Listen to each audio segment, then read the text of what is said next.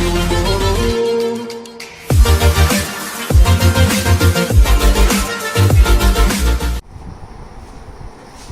students, I hope you all are doing insanely good. So it's time for lecture number 1 of mathematical tools. You must be thinking कि class 11th का तो kinematics चल रहा था, class 12th का current electricity चल रहा है, बीच में मैथमेटिकल टूल्स कहाँ से आ गया? रीज़न है, हर एक चीज़ का आने का एक टाइम होता है और इसका टाइम अब क्यों है ये मैं बताता हूँ. क्योंकि अब काइनेमेटिक्स के अंदर we are going to deal with velocity, acceleration, forces and all. तो अब क्या होगा उन चीज़ों में, जब वेलोसिटी एक्सेलरेशन की हम बात करते हैं, हम रेट ऑफ चेंज की बात करने वाले हैं. बेसिकली हमारे को वहाँ पे डिफरेंशिएशन की रिक्वायरमेंट होगी और 11th क्लास के स्टूडेंट्स को भी डिफरेंशिएशन का डी भी नहीं पता है. तो हमारे को पहले डिफरेंशिएशन क्लियर होना चाहिए in order to understand velocity, acceleration and other terms. So in this lecture I am going to teach you differentiation. ठीक है, डिफरेंशिएशन सबसे पहले हम बात करेंगे. अलग अलग लेक्चर्स पे मैं नेक्स्ट में इंटीग्रेशन पढ़ा सकता हूँ या कोई और टॉपिक पढ़ा सकता हूँ जिसकी अब रिक्वायरमेंट होगी. ऐसे करके एक मैथमेटिकल टूल्स की प्लेलिस्ट बनेगी. हर एक चीज़ मैं आपको यूट्यूब पर डाल दूंगा फ्री में. ठीक है, किसी चीज़ का कोई चार्ज नहीं होने वाला है. यहाँ पे आप लोगों के लिए पूरी की पूरी चीज़ें डलेंगी. पूरी 11th का सिलेबस, फिजिक्स का, पूरे 12th का syllabus, plus mathematical tools, plus बहुत सारी अलग अलग चीज़ें जो आप प्लेलिस्ट में जाके देख भी सकते हो. तो हर एक चीज़ से आपको अवेयर भी रखेंगे, अपडेट भी रखेंगे और इंपॉर्टेंट चीज़ें, ट्रिक्स होती हैं, जो भी और चीज़ें आपको पता होनी चाहिए उन चीज़ों के बारे में भी लगातार अब बात चलती रहेगी जब तक कर सकते हैं. ठीक है, सो लेट्स स्टार्ट. डिफरेंशिएशन बहुत इंपॉर्टेंट है. स्टार्ट करते हैं डिफरेंशिएशन. अब देखो डिफरेंशिएशन के अंदर क्या है, क्या चीज़ है ये डिफरेंशिएशन या डेरिवेटिव क्या होता है. अब एक चीज़ समझना ध्यान से. अगर एक आपका कोई फंक्शन है y, let y be a function of x. x का कोई फंक्शन है, किस तरीके से रिप्रेजेंट करते हैं, y is equals to f of x. ठीक है, y एक फंक्शन है किसका, x का फंक्शन है. अब समझना ध्यान से, इसका मतलब ये होता है कि जो y की वैल्यूज है वो x के ऊपर डिपेंड करती है. करा होगा आपने 10th क्लास में भी. सपोज करो y equals to 3x plus 4 ऐसे कुछ. तो बेसिकली y की वैल्यू डिपेंड किस पे करती है, x की वैल्यू के ऊपर. तो हम इसे बोलते हैं y is function of x. ठीक है, अब समझना ध्यान से. अगर x की value, if x is changed और इंक्रीज, हम डिक्रीज भी ले सकते हैं, कोई फर्क नहीं पड़ेगा, सिर्फ साइन नेगेटिव आ जाता है. मैं इंक्रीज लेके चलता हूँ, अभी नेगेटिव साइन लाके थोड़ी वो ना कॉम्प्लेक्स हो जाएगा, आप समझ जाओगे लेकिन चीज़ों को. इफ x इज चेंज्ड और increase by small amount delta x, इसे क्या बोलते हैं, डेल्टा x. अगर x बहुत स्मॉल अमाउंट से चेंज हुआ तो y भी ऑब्वियसली चेंज होगा. Then y will also change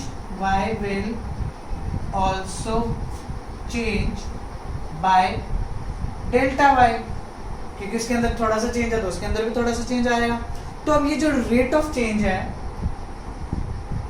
now ये जो टर्म बनती है del y by del x, इसे बोलते हैं del y by del x. इसे बोलते हैं rate of change of y, rate of change of y with respect to x, with respect to x. Obviously x small amount से change हो रहा है तो y भी आपका चेंज स्मॉल अमाउंट से ही होगा. इसे बोलते हैं rate of change of y with respect to x. किसी की भी रिस्पेक्ट में कर सकता हूँ, डिपेंड करता है वो किसका फंक्शन है. y यहाँ पे किसका फंक्शन है, x का, तो किसके रिस्पेक्ट में चेंज होगा, x के रिस्पेक्ट में. ऑब्वियसली डिपेंड किस पे कर रही है इसकी वैल्यू, x के ऊपर. आगे t भी आएगा, बहुत चीज़ें आएंगी, वो भी डिस्कस करेंगे हम. अब ये चीज़ आ गई, लेकिन अगर मैं इसके ऊपर एक लिमिटेशंस और लगा देता हूँ. अब वो लिमिटेशंस कैसे लगती हैं, एक चीज़ होती है, अगर मैं अप्लाई करता हूँ, इसे ऐसे लिखता हूँ कि आपका जो है, if delta x approaches to 0, ऐसे लिखते हैं इसे, लिमिट,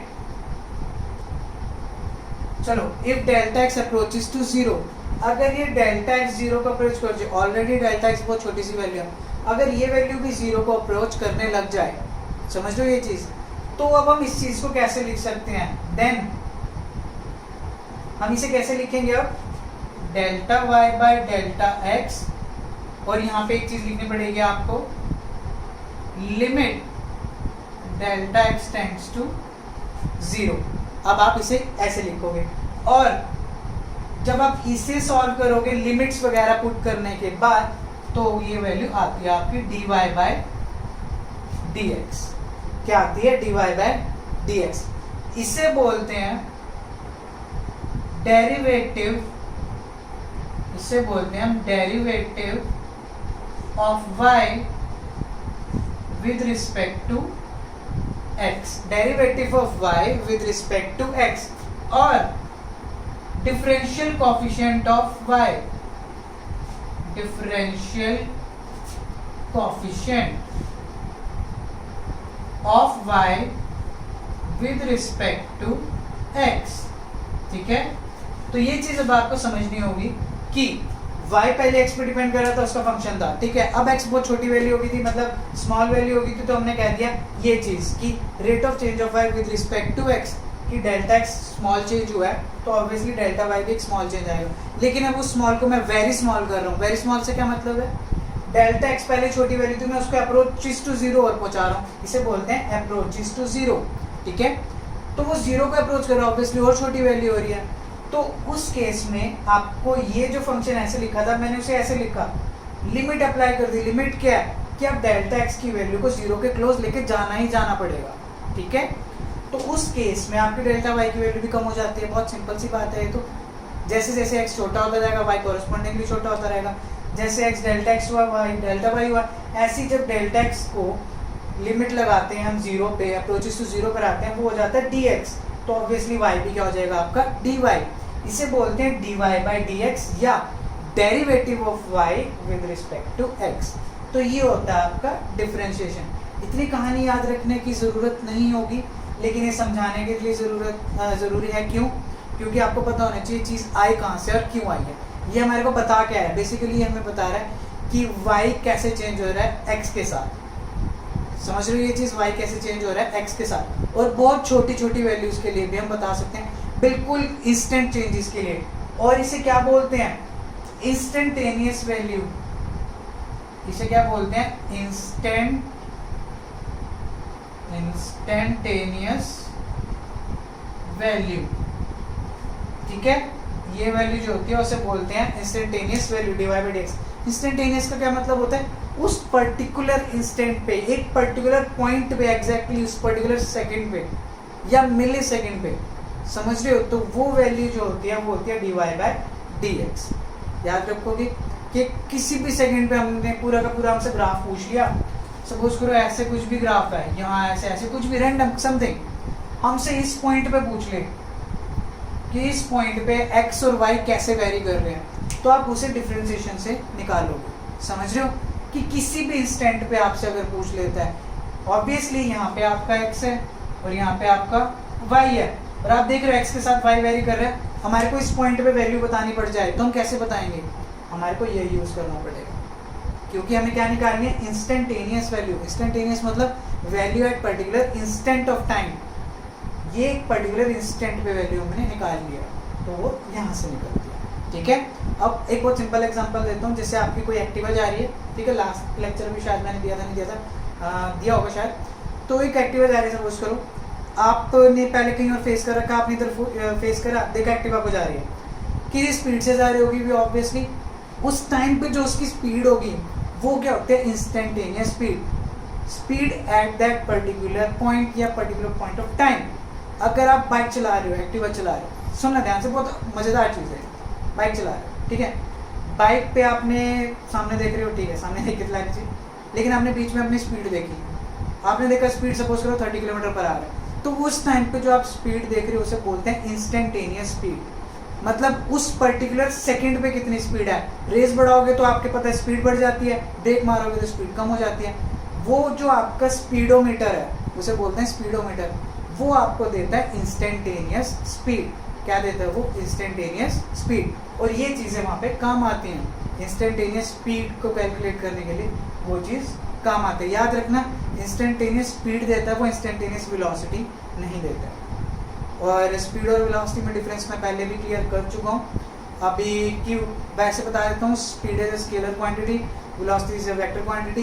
एक्टिवा की जो आप स्पीड या बाइक की कोई भी चीज़ है उसकी जो स्पीड देखते हो आपको सिर्फ अमाउंट पता लगता है, हाँ इतनी स्पीड है 30-40 कितनी है, ये नहीं बताता, डायरेक्शन नहीं बताता कि नॉर्थ में जा रहे हो वेस्ट में साउथ में, ये तो नहीं बता रहा। अगर वो डायरेक्शन बताने लग जाए तो वो वेलोसिटी हो जाएगी, लेकिन वो सिर्फ स्पीड बताता है, ठीक है। ये चीज़ आपको याद रखनी होगी क्योंकि वो अमाउंट दे रहा है तो वो सिर्फ स्पीड बता रहा है। ये होता है आपका डेरिवेटिव। अब डेरिवेटिव कुछ पर्टिकुलर टर्म्स हैं, पहले तो उनके डेरिवेटिव्स आपको याद ही रखने पड़ेंगे, ठीक है, याद हो जानी चाहिए ये चीज़। किसी चीज़ का डेरिवेटिव dy बाई dx इस तरीके से हो सकता है, या कुछ भी आ सकता है, t भी आ सकता है, टाइम के साथ y कैसे चेंज हो रहा है। आगे वो चीज़ें बहुत आगे है ही, मतलब 11 12 आगे भी पढ़ोगे आप तो आनी ही आनी है, खत्म नहीं होगी। ये आप नोट कर लो, स्क्रीनशॉट ले लो, ले लिया होगा आई थिंक, थोड़ा और साइड हो जाता हूँ। चलो अब ले लिया होगा, आगे बढ़ते हैं। आगे अगर हम कहानी की बात करें, अब देखो कुछ डिफरेंशिएशन टर्म्स हैं जो आपको याद रखनी पड़ेगी, ठीक है। फर्स्ट ऑफ ऑल मैं कुछ डिफरेंशिएशन लिख देता हूँ, इंपॉर्टेंट है, आपको नोट्स बना लेना इसके, मैथमेटिकल टूल्स के बहुत ज़्यादा काम आते हैं, ये पूरे लाइफ टाइम काम आएंगे आप। अब देखो अगर मैं बोलता हूँ y की वैल्यू है c, कोई कांस्टेंट है, और हमसे पूछ ले dy बाई dx क्या है, तो मैं ऐसे लिखूंगा d upon dx of c। अब c क्या बेसिकली कांस्टेंट है। क्या कांस्टेंट कभी चेंज होता है किसी चीज़ के साथ? ऑब्वियसली चेंज नहीं होता है। दोबारा बता रहा हूँ, y is equals to c is a constant. हमें कांस्टेंट का चेंज बताना है x के साथ। क्या x के साथ कांस्टेंट की वैल्यू चेंज होगी? सपोज करो c की वैल्यू 3 है, सपोज कर लो c की वैल्यू आपकी 3 है। क्या ये 3 जो है आपका, जो 3 था जो मैंने लिखा था अभी, क्या वो x की वैल्यू पे डिपेंड करता है? नहीं, 3 तो 3 है भाई, x है 10 हो चाहे 15 हो, c पे क्या फर्क पड़ेगा, c की वैल्यू पे क्या फर्क पड़ेगा। So change in c with respect to change in x is 0। c पे कोई चेंज नहीं हो रहा है x के चेंज होने पर। तो याद रखना जहाँ पे भी कोई कांस्टेंट आ जाता है उसकी डिफरेंशिएशन हमेशा क्या होती है? 0। उसका डेरिवेटिव क्या आता है? 0। बिकॉज कांस्टेंट क्या है? जो फिक्स है। डिफरेंशिएशन क्या बताता है? चेंज। क्या कोई फिक्स वैल्यू चेंज हो सकती है? नहीं। तो उस फिक्स वैल्यू का चेंज हमेशा क्या होता है? 0। ये चीज समझ आ रही है आपको कि फिक्स वैल्यू का चेंज हमेशा क्या होता है? 0, क्योंकि फिक्स वैल्यू तो चेंज ही नहीं हो सकती, तो उसका चेंज नहीं होता, तो आंसर क्या आता है? 0। याद रखोगे? चलो नेक्स्ट देखते हैं। अगर आपका ऐसी कोई फंक्शन है, सपोज करो ले लेते हैं, चलो 8x नहीं लेते अभी। अगर अब आपका इसकी जगह आ जाता है cy, कोई फंक्शन है y डैश, उसकी वैल्यू आ जाती है cy, तो अब वो क्या करेंगे? ध्यान से देखना, हमें क्या निकालना है? dy dash upon dx। तो हम क्या लिखेंगे? d, और यहाँ पे क्या आ जाएगा? cy। अब ध्यान से देखना, y के डिफरेंशिएशन की बात करें हम, वो तो हम लिख सकते हैं dy बाई dx, वो तो हमें पता है कि हमने करके भी देखा। ये c कहाँ जाएगा? c यहाँ पे है कांस्टेंट। याद रखना c आपका एज इट इज रहता है, जो कांस्टेंट है वो एज इट इज रहेगा इस केस में। कंडीशन ये है मल्टीप्लाई में होनी चाहिए, किस में होनी चाहिए? मल्टीप्लाई, ठीक है। तो c एज इट इज रहा, dy बाई dx हो गया। बट अगर एक और केस बना दो, चलो बना देता हूँ, y is equal to c plus y हो जाए, फिर क्या करोगे? ये भी तो हो सकता है ना, माइनस हो जाए डिवाइड हो जाए, सारे केसेस ले लेंगे अभी हम। तो dy डैश बाई dx, तो यहाँ पे क्या आएगा? dy by dx of c plus y. इसे आपको अलग अलग ब्रेक करके लिखना पड़ेगा, dc by dx plus dy by dx। अब ये वैल्यू तो आपको पता कितनी आएगी? 0। बता दिया ना मैंने, कांस्टेंट का चेंज होता ही नहीं है, तो आंसर क्या बचेगा? dy by dx। तो कंफ्यूज नहीं होना है कि अगर प्लस का साइन आता है तो ये 0 आ जाता है, लेकिन अगर मल्टीप्लाई में तो एज इट इज रहता है। दिमाग में अभी बिठा लो, बहुत ज़्यादा काम आने वाली है जो मैं आज चीज़ें आपको करा रहा हूँ, इसलिए मैंने अलग लेक्चर बना रहा हूँ इसको। बिल्कुल क्लियर है ये चीज़? राइट, चलो आगे बढ़ते हैं। ये भी हो गया, माइनस करोगे तो वो ऑब्वियसली फिर चेंज हो जाएगा उसके अकॉर्डिंग। एक और चीज़ आती है, अगर आपकी y की वैल्यू है, चलो जनरल फॉर्मूला ही बना लेते हैं, x raise to the n। क्या है वो? x raise to the n। तो उस केस में क्या होता है, ये चीज़ आपको याद रखनी पड़ेगी, dy by dx, d by dx of x raise to the n। x का डिफरेंशिएशन हो रहा है, ये पार्ट चलो तो हो जाएगा, एक चीज अब याद रखनी है क्या होता है डिफरेंशिएशन में। ये जो पावर है इसकी x raise to the n है, पावर को आगे ले आओ, पावर को मैं आगे ले आया और इस x के पावर कम कर दो, x raise to the n minus 1। ये बहुत ज़्यादा इंपॉर्टेंट फॉर्मूला है, हर जगह ये यूज होना है।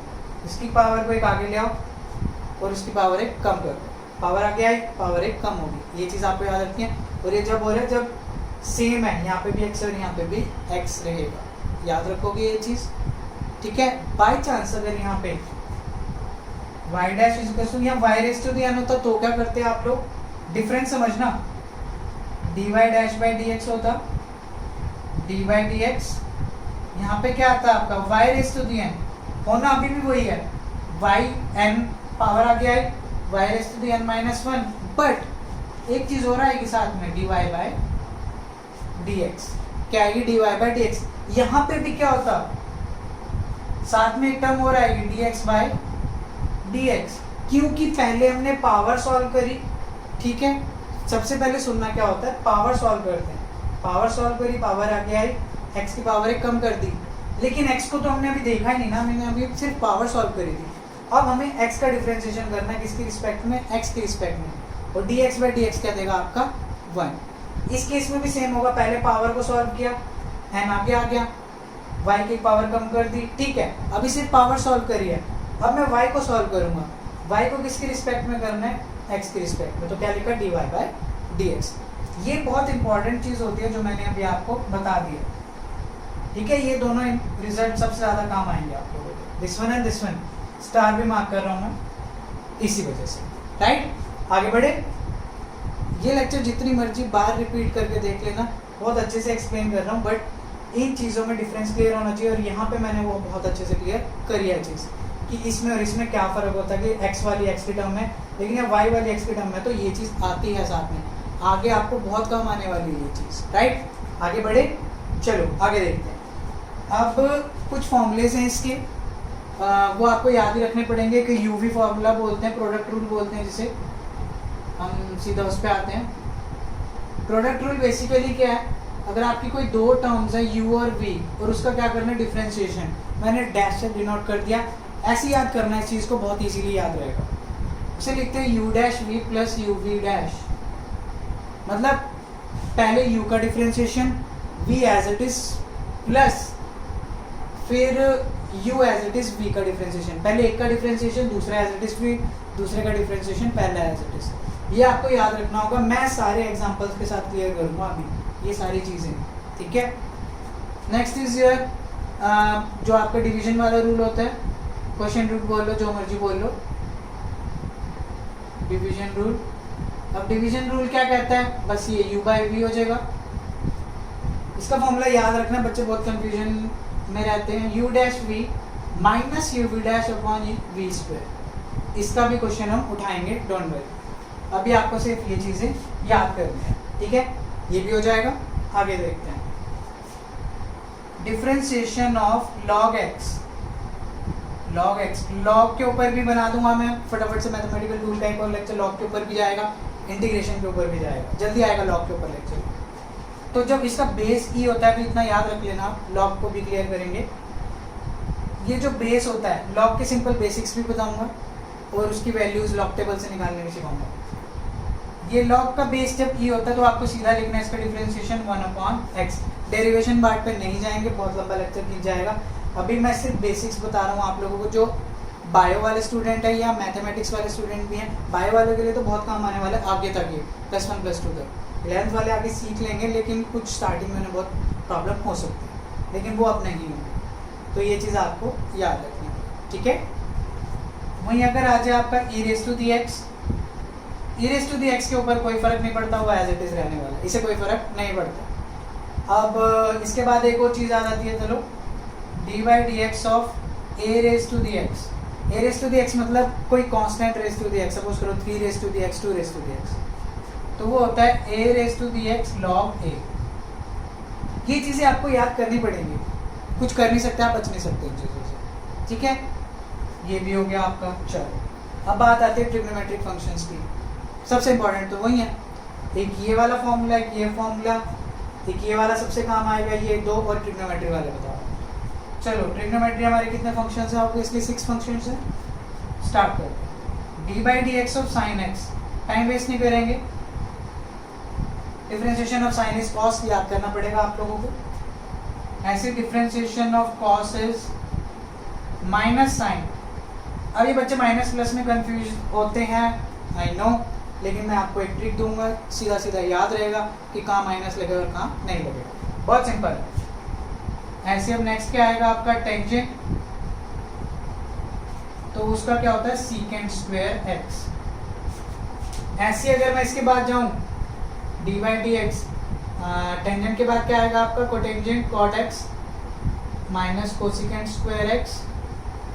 फिर आपका आ जाता है कोसिकेंट, सीकेंट ले लो, सीकेंट एक्स का होता है सीकेंट एक्स टेन एक्स। याद करने पड़ेंगे, अभी नोट्स बना लो इसके, बोल रहा हूँ मैं आप लोग लेक्चर के साथ साथ नोट्स बना लेना, बहुत ज़्यादा काम आएंगे। इस बात को बिल्कुल हल्के में नहीं लेना है, लाइटली मत लेना इस चीज़ को, मैं बोल रहा हूँ, ठीक है, बहुत इंपॉर्टेंट है।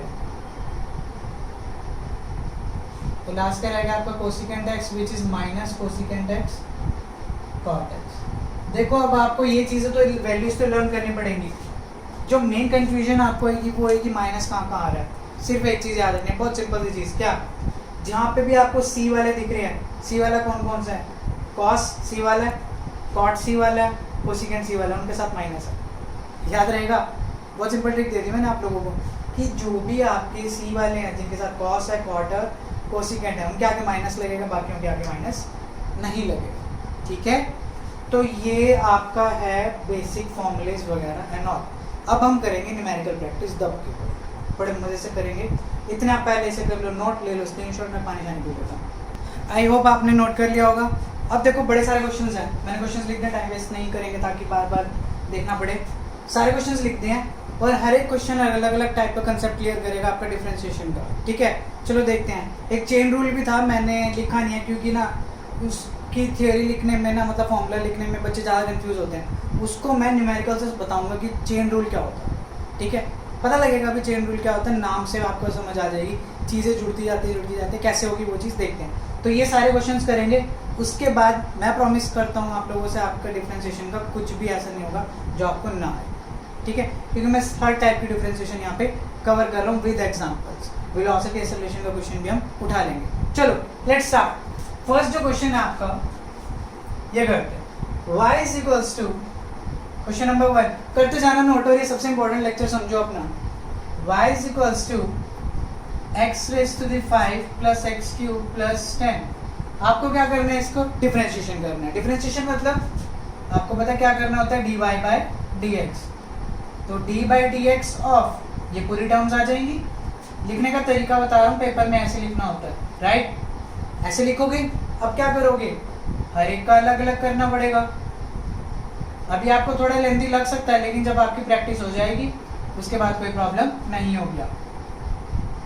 X cube plus d by D x of 10। अब मैंने एक चीज़ बताई थी, जब ये x और x आ जाए तो क्या करना पड़ता है हमारे को, फर्स्ट ऑफ ऑल एक पावर आगे आ जाएगी, उसकी एक पावर कम, मतलब पावर 5 थी, अब कितनी हो जाएगी 4 into D X by D x भी आता है आपका। अभी लिख रहा हूँ मैं सिर्फ इस क्वेश्चन में, बाद में तो D X by D x में लिखूंगा नहीं क्योंकि वो 1 होता है, प्लस एक पावर आगे आई, एक पावर कम कर दो। मेरे हिसाब से अगर आप लोगों ने अब तक पूरा ढंग से सुना है तो खुद करना स्टार्ट कर दिया होगा, बहुत अच्छे बच्चे हो तो कर भी लोगे। प्लस ये 10 आ गया, 10 का मतलब क्या होता है, कांस्टेंट बताया था ना मैंने, c की वैल्यू ली थी कि 3 होगी तो क्या होगा, कांस्टेंट का डिफरेंशिएशन क्या होता है आपका 0। Clear. So the final answer is dx से dx ये तो कैंसिल ही होता है, तो y equals to 5x raise to the 4 plus 3x square. ये आ गया इसे सॉल्व करके। टफ है क्या, नहीं, ऑब्वियसली नहीं। आगे बढ़े, रुकेंगे नहीं, फटाफट करेंगे काम, आसान है, इंपॉर्टेंट बहुत है। अब ये थोड़ा रूट वगैरह आगे बच्चे डर जाते हैं, रूट को देख के नहीं डरेंगे हम। y is equals to x plus root x plus 1 upon root x. अब इसे सॉल्व करते हैं। मेरा एम है ये मैथमेटिकल टूल्स की डिफरेंशिएशन का बेस्ट लेक्चर होना चाहिए यूट्यूब पे। अब क्या करना है, पहले हम एक काम कर सकते हैं यार, ये रूट एक्स को इतना पावर्स की फॉर्म में लिखो, क्योंकि हमने देखा कि हमें पावर्स को सॉल्व करना डिफरेंशिएशन में आ गया, तो इसे पावर्स की फॉर्म में लिखते हैं। पहले तो इसे लिख सकता हूँ, ये तो एक्स ही है, इसे क्या लिख सकते हैं, एक्स रेज टू दी 1/2, और ये जब ऊपर जाएगा तो ये क्या बन जाएगा, एक्स रेज टू दी -1/2। ठीक है, कहानी आसान हुई थोड़ी। चलो अब लगाते हैं डिफरेंशिएशन। वैल्यूज एक एक करके पुट करें। ये वाला स्टेप मैं पूरा वाला नहीं लिख रहा हूँ, सीधा इस पे पहुंचते हैं। d/dx of x raise to the 1/2 plus d/dx of x raise to the -1/2। ठीक है, हो गए यहाँ तक तो। अब आगे आपको कहानी पता है, dx/dx क्या देगा आपका, ऑब्वियसली 1 प्लस इसकी पावर आगे ले आओ, फिर x की पावर कम करनी पड़ेगी। कम करने का मतलब क्या है, 1/2 -1, 1/2 -1 कितना होता है, -1/2। ठीक है, तो चलो मैं लिख देता हूँ, अभी के लिए आपकी लिख देता हूँ। फिर अब ये माइनस आएगा, क्यों, क्योंकि -1/2 नीचे आ गया, x रेज टू दी -1/2 -1। अभी मैं एक चीज अच्छे से लिख रहा हूँ एक्सप्लेन करके, dy/dx 1/2 x रेज टू दी कितना हो जाएगा, -1/2 -1/2 x रेज टू दी -3/2। तो आप इसे इतने में भी छोड़ सकते हो, कोई प्रॉब्लम नहीं है। अदरवाइज इसको 1/√x करके लिखोगे तो भी कोई इशू नहीं होगा। सो ये था आपका पावर वाला सिंपल, रूट भी ले आया मैं। ठीक है, अब इस पे आते हैं। मैंने एक प्रोडक्ट रूल बोला था, दिख रहे हैं दो चीज़ें प्रोडक्ट में है। इसको करने के दो तरीके हैं, या तो आप ब्रैकेट्स को सॉल्व करके करो, बट मैंने क्या कहा, मेरे को सारे फॉर्मूलेस कवर करने, कंसेप्ट कवर करने, तो मैं इसे प्रोडक्ट रूल लगा के सॉल्व करूँगा। चलो देखते हैं प्रोडक्ट रूल कैसे लगता है। ये दोनों मैं रब कर दूँ, ये वाला रब कर रहा हूँ, स्क्रीनशॉट ले लो, साइड हो रहा हूँ, ले लिया स्क्रीनशॉट। चलो आगे बढ़ते हैं, पॉज करके कर लिया करो, आपके पास बहुत टाइम है, कोई दिक्कत नहीं है। अब मैं इस क्वेश्चन पे आता हूँ, प्रोडक्ट रूल वाले। 3x² + 7 × 6x + 3। प्रोडक्ट रूल मैंने क्या बोला था, u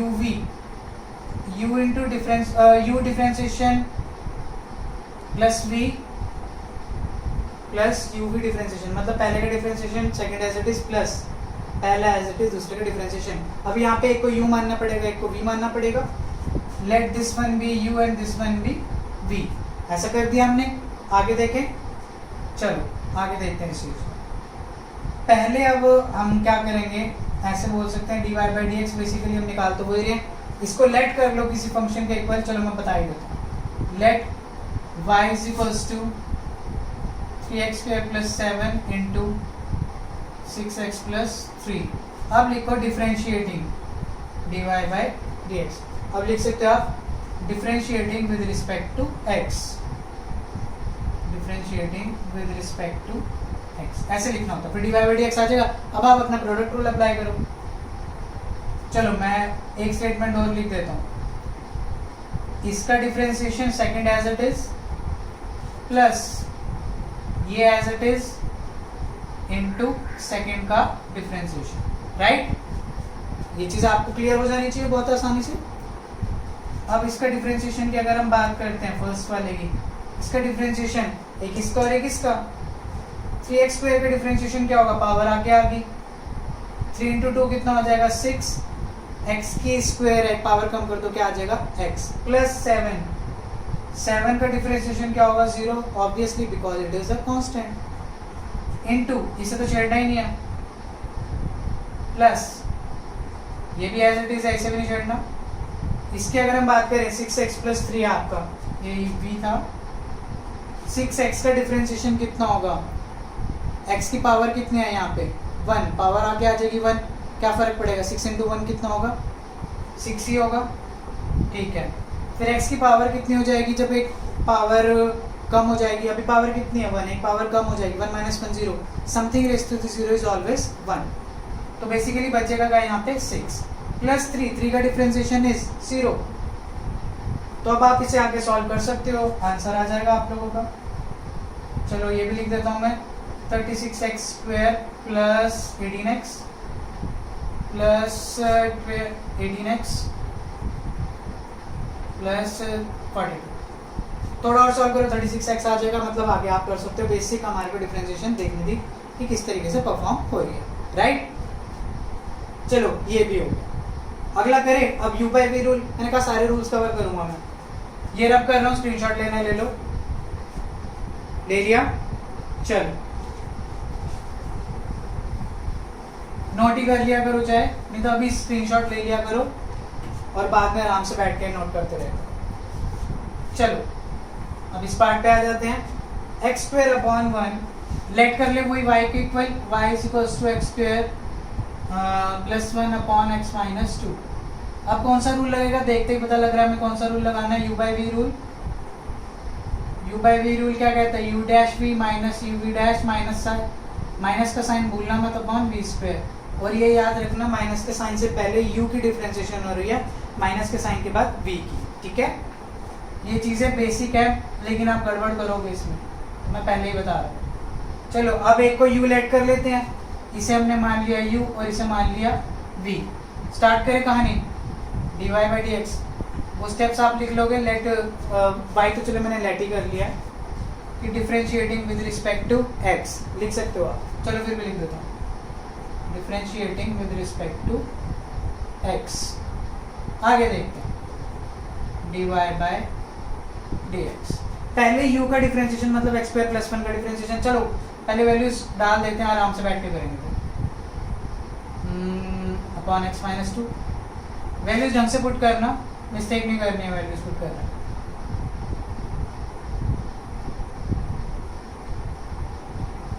ठीक है, यहाँ तक तो कोई प्रॉब्लम नहीं होनी चाहिए। सिर्फ वैल्यूज पुट करिए मैंने u और v की फॉर्मूले के अंदर। आप करना स्टार्ट कर दो। आधे बच्चे तो कर लेते हैं इतने टाइम में फटाफट से, मेरे कराने से पहले पॉज करके करने की कोशिश करो। ठीक है, करते हैं। एक्स स्क्वायर का डिफरेंशिएशन ऑब्वियसली अब 2x होएगा। अब तक तो आपको इतना पता लग गया होगा कि पावर आती है उसकी पावर 1 कम हो जाती है। 1 का differentiation is 0, so I am not writing it. सीधा लिखते हैं उसके बाद x माइनस 2, इसको छेड़ना ही नहीं है। माइनस ये as it is plus x minus 2। x का डिफरेंशिएशन हमने देखा भी है कितना आता है 1, क्योंकि वो क्या हो जाएगा basically dx by D x हो जाएगा। और माइनस 2 है, 2 का डिफरेंशिएशन इज 0 बिकॉज वो कांस्टेंट है। चीज़ें अब तक चली गई, अगर यहाँ पे डैश नहीं आना था स्क्वायर आना था, देख लेना। अब इसको एज इट इज रहने तो कोई फर्क नहीं पड़ेगा। dy by D x is equals to 2x square minus 4x minus x square minus 1। तो ये आपका आ गया सॉल्व करने के बाद अपॉन x माइनस 2 का होल स्क्वायर। लाइट ज़्यादा होगी आई थिंक, क्योंकि लाइट आ गई है। हो गया भी नोट, आसान है, कर लिया हमने 4 बढ़िया बढ़िया क्वेश्चन। अब उठाते हैं, ये देखो हमने सिंपल पावर करी, रूट वाला कर लिया, प्रोडक्ट रूल कर दिया, कोफिशिएंट जो आपका डिवीजन रूल है वो भी कर लिया, क्वेश्चन रूल भी बोलते हैं। अब आएंगे हम चेन रूल पे, उसके मैं 2 क्वेश्चन उठाऊंगा, एक भी नहीं। एक आता लॉग लूप का भी देख लेंगे, बाकी बहुत आसान होता है। ये रब कर रहा हूँ, रिवाइंड करके आप लोग स्क्रीनशॉट ले सकते हो। चलो आगे देखते, ये वाला क्वेश्चन उठाते हैं। y is equals to y let कर लेना होता है हमारे को, लेट कर लिया करो cos square ax plus b. अब ध्यान से सुनना है क्वेश्चन किस तरीके से वर्क करता है। फर्स्ट ऑफ ऑल आपको देखनी होती है पावर्स। मैंने बोला था सबसे पहले क्या देखनी है, पावर। पावर कितनी है 2, तो वो 2 तो आगे आ जाएगा, बचेगा कितना अंदर cos ax प्लस बी। पूरी की पूरी टर्म एज इट इज छोड़ देंगे हमें। याद रखनी है ये चीज़ कि पावर हमें एज इट इज छोड़नी है। चलो एक चीज़ और करके दिखाता हूँ, काम आएगी आप लोगों के। इसे ऐसे भी लिख सकते हैं हम, cos ax प्लस बी का होल स्क्वायर। याद रखना ax प्लस बी का स्क्वायर मत बनाना, पूरी टर्म का स्क्वायर है। अब इसे करना आपको लोगों को थोड़ा इजी लगेगा। क्या करना होता है बेसिकली, पावर अकेले आते हैं, पावर अकेले आए, अंदर वाले टर्म को एज इट इज लिखते हैं, लिख देते हैं cos ax प्लस बी, और इसकी पावर क्या करते हैं, एक कम कर देते हैं। एक कम करने का मतलब पावर अंदर एक ही बची। बट ध्यान से सुनो, अभी मैंने सिर्फ पावर सॉल्व करी है, यस और नो। क्या मैंने इसका डिफरेंशिएशन चेक किया, नहीं किया। तो आपको क्या करना पड़ेगा, अभी तो मैंने सिर्फ पावर एक कम करी है, और अंदर वाले टर्म को एज इट इज लिखा और कुछ नहीं किया। क्या मैंने कॉस से रिलेटेड कोई बात करी अभी तक? नहीं ना, तो वो भी करनी पड़ेगी। तो d by D x of cos a x plus b. अब ध्यान से सुनना, यहाँ पे 3 बार डिफ्रेंशिएशन होने वाली है। D by D x to cos a x plus b, ये तो एज इट इज। अब कॉस का डिफ्रेंशिएशन अगर हम चेक करें, कॉस का डिफ्रेंशिएशन क्या होगा? माइनस साइन देखा था, कितना होता है कॉस का डिफ्रेंशिएशन?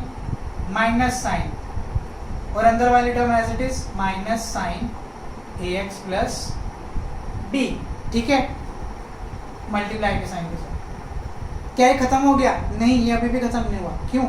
अंदर एक और टर्म पड़ी है एक्स की, तो उसका भी डिफ्रेंशिएशन अभी हमें करना है। D by D x of a x.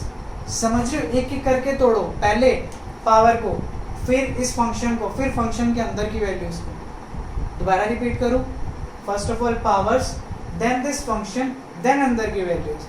ऐसे होती है डिफरेंशिएशन परफॉर्म। एक एक रूल से स्टार्टिंग से करोगे, अपने बेसिक्स को स्ट्रॉन्ग रखोगे तो कोई प्रॉब्लम नहीं होगी। D Y by D x, minus sine तो मैं यहाँ भी ला सकता हूँ, minus 2 cos a x plus b into sine a x plus b plus d by D x of a x. अब हमें पता है ए तो कांस्टेंट है, उसे बाहर भी ले सकते हो आप, ऐसे भी लिख सकते हो उसे A into D X by D X. D X by D X क्या होता है आपका? 1। तो फाइनली द आंसर इज, क्योंकि मैंने बताया था ना सी वाई वाला, सी इंटू वाई कैसा आया था? C into D Y by D X, ऐसे कुछ है ये। माइनस 2 ए आगे आ जाएगा, cos a x plus b into sine a x plus b, because dx by dx is 1. So this is your final answer after differentiating this term. चीज समझ आई? ये क्या आपका चेन रूल। कर दूं अब वो वाला पार्ट?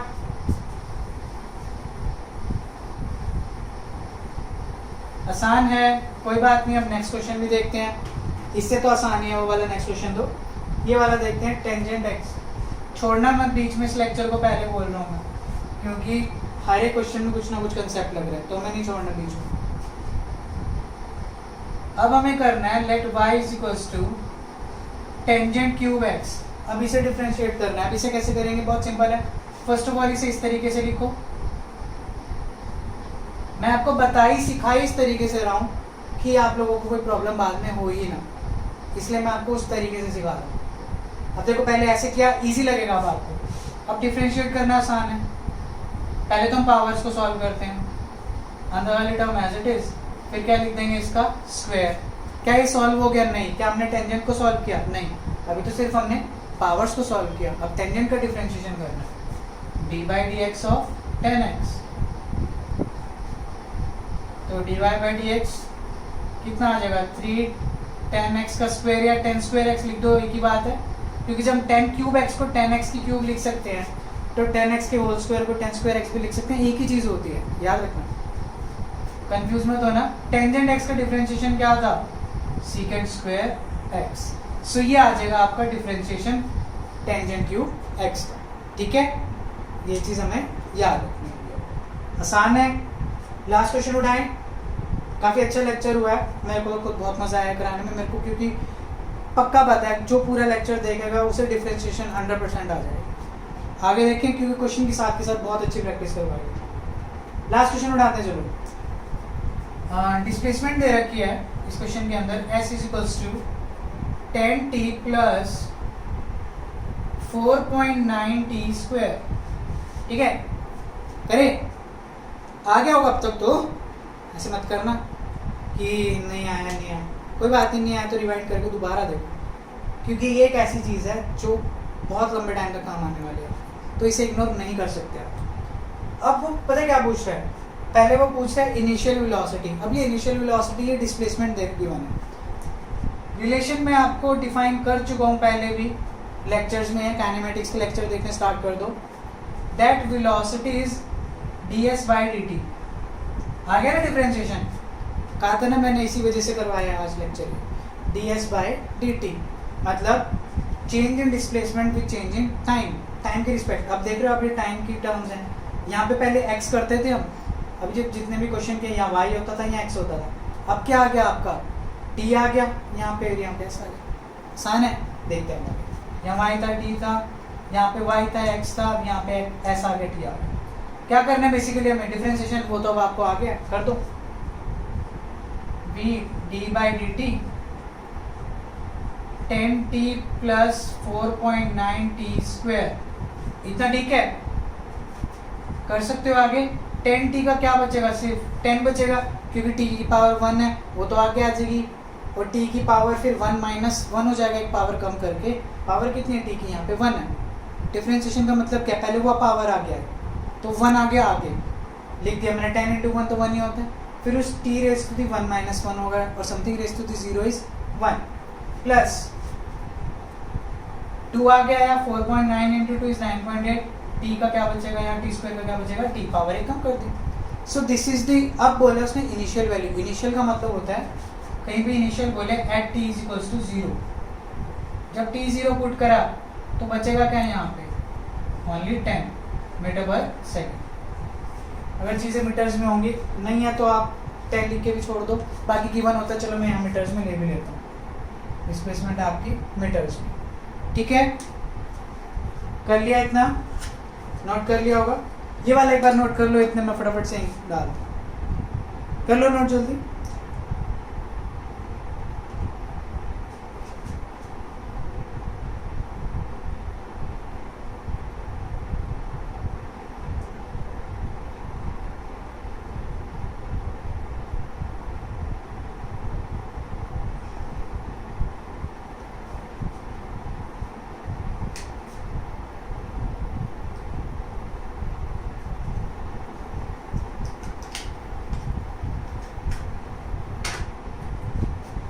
तो कर लिया होगा यहाँ तक नोट, ये वाला पार्ट में करता हूँ रब। इंक भी खत्म हो गई थी, आप लोगों को दिख ही गया होगा।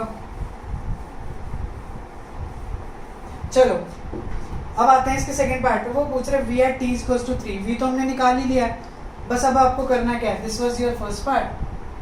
v at t equals to 3 पूछ रहा है वो, तो v की वैल्यू t3 पे कितनी आएगी, 10 प्लस 9.8 इंटू 3 कर दो। पहले हमने t0 रखा तो यहाँ पे ये वाला फैक्टर तो खत्म ही हो गया था, बचा क्या था 10। यहाँ पे उसकी जगह t की जगह क्या वैल्यू पुट होगी 3। 9.8 इसको 3 से करेंगे तो आएगा 29.4। So the answer is 39.4 metre पर सेकेंड। ये हो गया आपका second part. Now let's come for the last part. Uniform acceleration पूछ रहा है। बेसिकली यूनिफॉर्म एक्सेलरेशन कुछ भी पूछे तो आपको t की रिस्पेक्ट में आंसर छोड़ देना। एक चीज़ याद रखो, जब भी ऐसा कुछ पूछे 3 टाइप की चीज़ें पूछता है। अगर यहाँ पूछता है यूनिफॉर्म वेलोसिटी तो आप ऐसे छोड़ देते, ऐसे। यूनिफॉर्म के केस में ये छोड़ देते, ठीक है। इनिशियल पूछा तो आपने ये किया, और अगर कोई पर्टिकुलर टाइम पूछा तो आपने ये किया। सारी चीज़ें मैं अभी बता रहा हूँ आप लोगों को, ये आपका पर्टिकुलर टाइम का होगा। तो 3 चीज़ें होती हैं, यूनिफॉर्म, इनिशियल या पर्टिकुलर।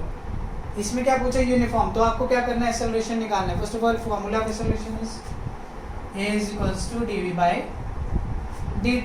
आसान है, पता होना चाहिए अब तक। Rate of change of velocity is this.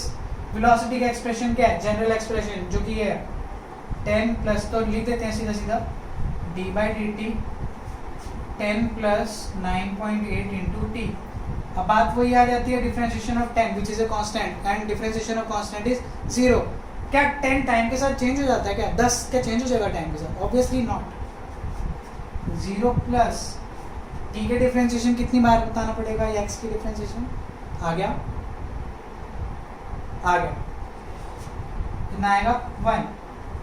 तो 1 इंटू 9.8 कितना आएगा ये, तो 9.8 मीटर पर सेकेंड स्क्वायर। यूनिट्स मत भूलना, इसकी मीटर पर सेकेंड थी, वेलोसिटी क्या थी मीटर पर सेकेंड, लेकिन अपॉन में dt एक और है तो क्या आ जाएगा मीटर पर सेकेंड स्क्वायर। तो ये आपका था। बड़े सारे क्वेश्चंस मैंने आपको करा दिए हैं, बहुत डेप्थ में समझाई है मैंने चीज़ें विद एग्जांपल्स। तो मुझे नहीं लगता अब आपको किसी चीज़ में कोई प्रॉब्लम होनी चाहिए। आई होप आप लोगों को ये लेक्चर समझ आ गया होगा। बहुत बहुत इंपॉर्टेंट लेक्चर है। मैं तो +2 वालों को भी रिकमेंड करूँगा ये लेक्चर एक बार ज़रूर देखो, चाहे आपको जितनी मर्जी डिफ्रेंशिएशन आती हो, लेकिन ये लेक्चर ज़रूर देखो, कुछ ना कुछ नया ज़रूर सीखोगे आप इस लेक्चर के बाद, ठीक है। 11th वालों के लिए तो मस्ट है ये, बायोलॉजी स्टूडेंट हो चाहे मैथमेटिक्स स्टूडेंट हो, 11 12 सबके लिए ही मस्ट है ये, बहुत बहुत ज़्यादा इंपॉर्टेंट लेक्चर, ठीक है। इसको तो मतलब इग्नोर करना ही मत गलती से भी। सो और ये कॉमर्स वाले भी है, कॉमर्स वालों के लिए भी बहुत इंपॉर्टेंट, कॉमर्स वालों के लिए भी मैथमेटिक्स है, तो कॉमर्स वाले भी कर सकते हैं जिनके पास भी मैथ्स है, मैथ्स जिसके पास भी है, मीन साइंस वाले हो चाहे कॉमर्स वाले चाहे आर्ट्स वाले, सबके लिए बहुत इंपॉर्टेंट लेक्चर है, ठीक है। सो सी इन द नेक्स्ट लेक्चर, जिसके अंदर मैं मोस्ट प्रोबेबली या लॉग कवर करूँगा या इंटीग्रेशन कवर करूँगा। इन टॉपिक्स को मैं लॉग इंटीग्रेशन को भी मैं अच्छे से डेप्थ में समझाने वाला हूँ, क्योंकि वो भी बहुत ज़्यादा इंपॉर्टेंट है। सो तब तक आप पढ़ाई करते रहें, इस लेक्चर को जरूर देखें, साथ के साथ नोट्स बनाते रहें एंड अपना ध्यान रखें। Thanks for watching, I really appreciate your time, all the best and